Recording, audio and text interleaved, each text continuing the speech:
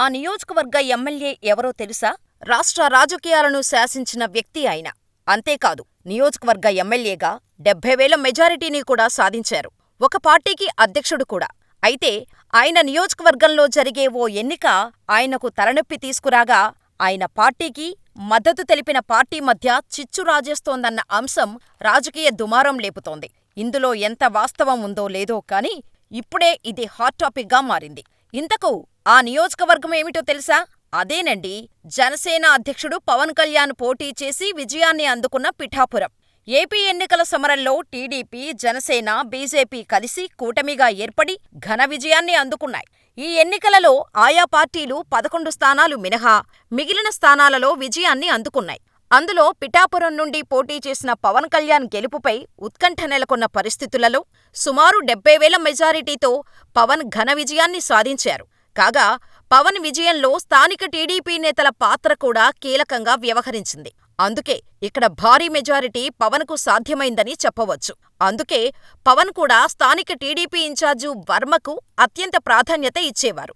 పిఠాపురం పర్యటన సమయంలో పవన్ మాట్లాడుతూ, టీడీపీ ఇన్ఛార్జు వర్మకు తాను ఎప్పటికీ రుణపడి ఉంటానని, తన గెలుపు వెనుక వర్మతో పాటు స్థానిక టీడీపీ కార్యకర్తల కృషి ఉందన్నారు. అయితే ఇప్పుడు ఈ నియోజకవర్గంలో పరిస్థితి మాత్రం కొంత భిన్నంగా ఉందన్న చర్చలు ఊపందుకున్నాయి.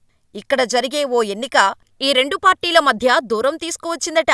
టీడీపీ కూటమిలో భాగమైన జనసేన ప్రాతినిధ్యం వహిస్తున్న నియోజకవర్గం కావటం, అలాగే ఏకంగా డిప్యూటీ సీఎం పవన్ ఇక్కడ ఎమ్మెల్యేగా విజయాన్ని అందుకోగా, తాజా రాజకీయ పరిస్థితుల నేపథ్యంలో అందరి దృష్టి ఇప్పుడు ఈ నియోజకవర్గంపైనే పడింది.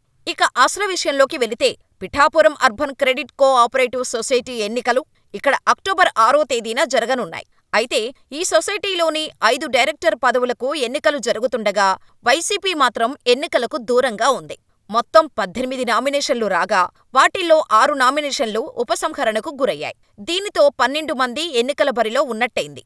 వీరిలో జనసేన తరపున కొంతమంది అభ్యర్థులు పోటీలో ఉండగా, టీడీపీ తరపున మరికొందరు పోటీలో ఉన్నారట.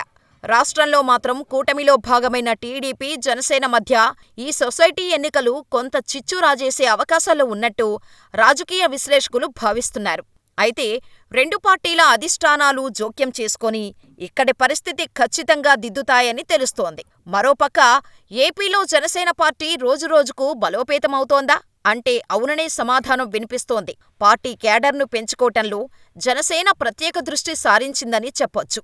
ఏపీలో కూటమి విజయంలో జనసేనదే కీలక పాత్ర అన్న విషయం అందరికీ తెలిసిందే. అయితే అందుకు కృతజ్ఞతగా సీఎం చంద్రబాబు కూడా జనసేన అధ్యక్షుడు పవన్ కళ్యాణ్కు డిప్యూటీ సీఎం హోదా కల్పించారు. అయితే పాలనాపరమైన అంశాలపై దృష్టి సారించిన పవన్, పార్టీ క్యాడర్ బలోపేతం చేసుకునేందుకు కూడా కసరత్తు ప్రారంభించారనే చెప్పచ్చు. అందులో భాగంగా ఇటీవల పలువురు వైసీపీ నేతలు జనసేన పార్టీలో చేరగా, వారిని సాదరంగా ఆహ్వానించారు పవన్. ఇప్పటికే బీజేపీ మద్దతు గల జనసేన పార్టీ క్యాడర్ పెంచటంపై వెనక ఉన్న రహస్యంపై రాజకీయ విశ్లేషకులు చర్చలు సాగిస్తున్నారు. ఏపీ ఎన్నికల సమయంలో ఎలాగైనా వైసీపీని గద్దెదింపడమే లక్ష్యంగా జనసేన అధ్యక్షులు పవన్ పూర్తిస్థాయిలో ప్రయత్నించి సఫలమయ్యారు. ఎన్నికల ముందు వరకు బీజేపీతో జతకట్టిన పవన్ ఎన్నికల సమయానికి టీడీపీని సైతం కలుపుకొని కూటమిగా బలపడ్డారు. ఆ తర్వాత ఎన్నికల ఫలితాలు ఊహించని రీతిలో కూటమికి విజయాన్ని అందించాయి. ఈ ఎన్నికల్లో జనసేన 22కు 22 స్థానాలు దక్కించుకోవటంతో పార్టీ క్యాడర్లో ఆనందానికి అవధుల్లేవు. అలాగే రాష్ట్రంలో జనసేనకు ప్రజల మద్దతు ఉందన్న ధీమా సైతం నాయకుల్లో వ్యక్తమైంది. అయితే ప్రస్తుతం డిప్యూటీ సీఎం హోదాలో ఉన్న పవన్ జనసేన క్యాడర్పై దృష్టి సారించారు. ఎన్నికల్లో ఘోర ఓటమి చవిచూసిన వైసీపీ నుండి ప్రస్తుతం వలసల పర్వం సాగుతోంది. అయితే పార్టీ మారాలనుకున్నవారు టీడీపీ వైపు కాకుండా జనసేన వైపుకు మాత్రమే చూడటం విశేషం. టీడీపీ క్యాడర్ నుండి వ్యతిరేక పవనాలు వీస్తున్న క్రమంలో వైసీపీ నేతలను టీడీపీ అధిష్టానం పార్టీలోకి తీసుకునేందుకు విముఖత చూపిస్తోంది. కానీ జనసేన మాత్రం ఇవేమీ పట్టించుకోకుండా వైసీపీ నేతలకు పార్టీ కండువాలు కప్పి సాదర స్వాగతం పలుకుతోంది.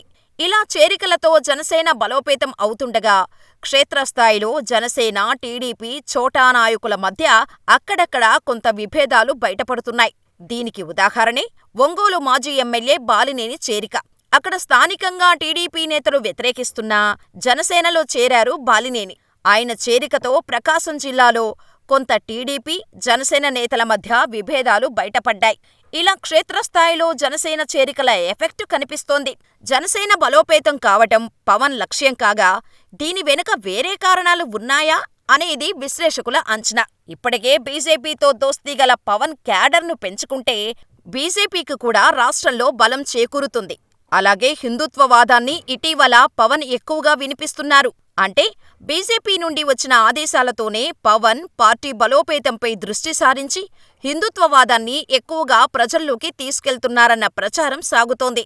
ఇలా జనసేన బలోపేతం కావటం టీడీపీ కొంత మైనస్ అనుకున్నా, నెంబర్ 2 ప్లేస్లో ఉన్న పవన్ వచ్చే ఎన్నికల సమయానికి నెంబర్ 1 అయ్యేలా పావులు కదుపుతున్నారా అనే చర్చలు జోరందుకున్నాయి. ఏది ఏమైనా బీజేపీతో సూపర్ దోస్తీ గల పవన్ మున్ముందు ఏ అంచనాలతో పార్టీని బలోపేతం చేసుకుంటున్నారో కానీ టీడీపీకి మాత్రం క్షేత్రస్థాయిలో కొత్త తలనొప్పులు తెస్తుందన్న అభిప్రాయం టీడీపీ నేతల గుండా వినిపిస్తోంది. జనసేన బలాన్ని అందిపుచ్చుకొని బీజేపీ రాష్ట్రంలో అధికారిక పాగా వేయాలని ప్లాన్ బి అమలు చేస్తే పవన్కు సీఎం సీటు ఖాయమే. మరి ఆ దిశగా ఈ రెండు పార్టీల అడుగులు పడుతున్నాయా అనేదే ఇప్పుడు ప్రశ్నార్థకంగా మారింది.